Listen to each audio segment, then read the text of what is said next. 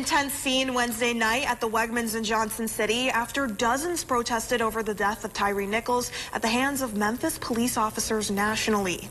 And an update to a story we brought you yesterday. An Ithaca woman who was abducted Wednesday morning has died after a shootout between her alleged abductor and Virginia State Police.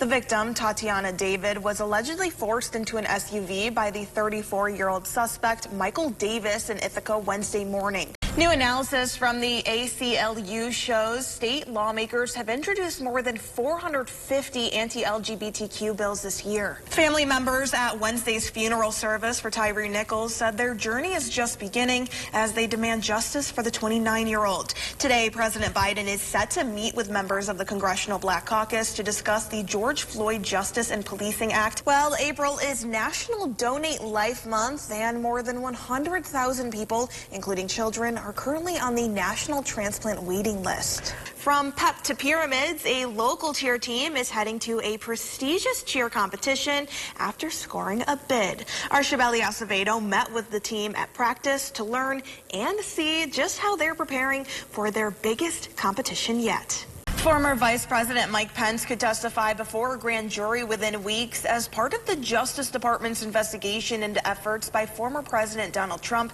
and his allies to overturn the 2020 election.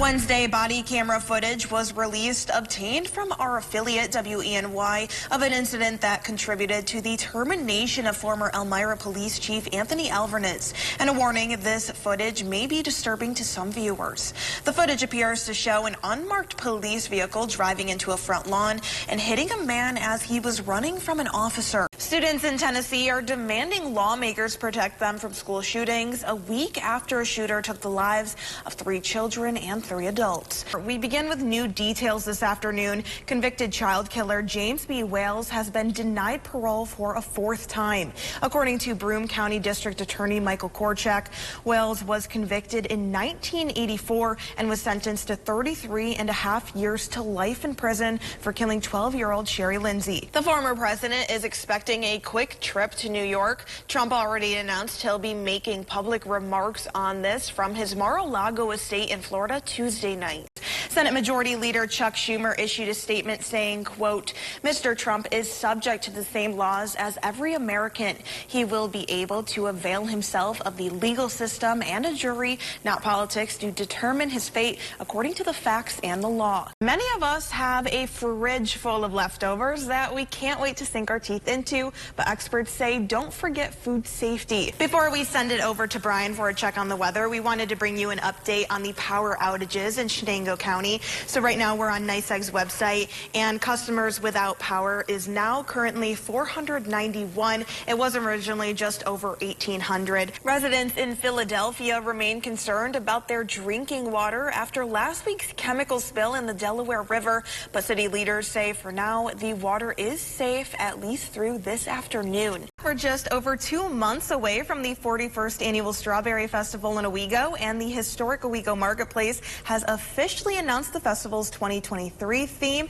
as Strawberry Magic. Top U.S. officials are condemning Russia for detaining an American reporter on accusations of spying.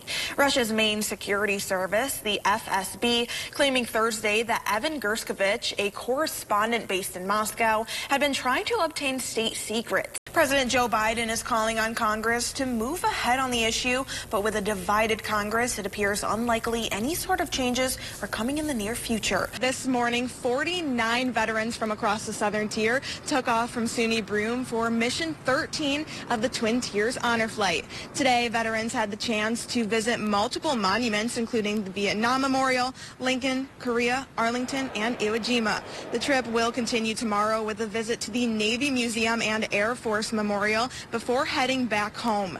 Mission 13 is expected to return back to SUNY Broome tomorrow night at 7, but for now in Washington, D.C., Macy Cosmore, 12 News. Bust the windows out your car.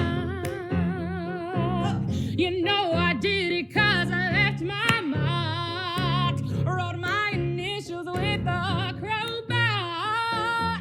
Meet Amara Valerio, one of the newest contestants of American Idol's 21st season. It was kind of surreal. I mean, in the moment, before I walked into the room, I was so nervous, like probably the most nervous I've ever been for like anything in my life. I mean, it was the biggest audition I've ever done in my life. But then I've said this, when I walked into the room, my nerves kind of just went away because I realized as I was walking in, like, this is something that I've been working towards my whole life. This is something I've always wanted to do. So why should I be nervous? Like, I should celebrate this moment. Originally from Yonkers, the 21-year-old says she's been singing for as long as she remembers, recalling her earliest memories from church choir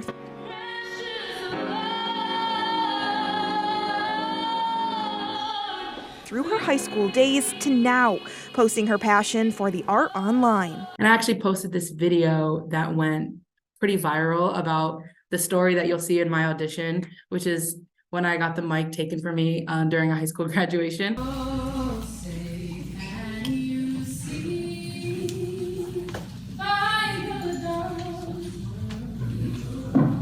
Hi, this is my senior graduating class, and I would like to sing. She just pulled a Kanye West. I got Kanye.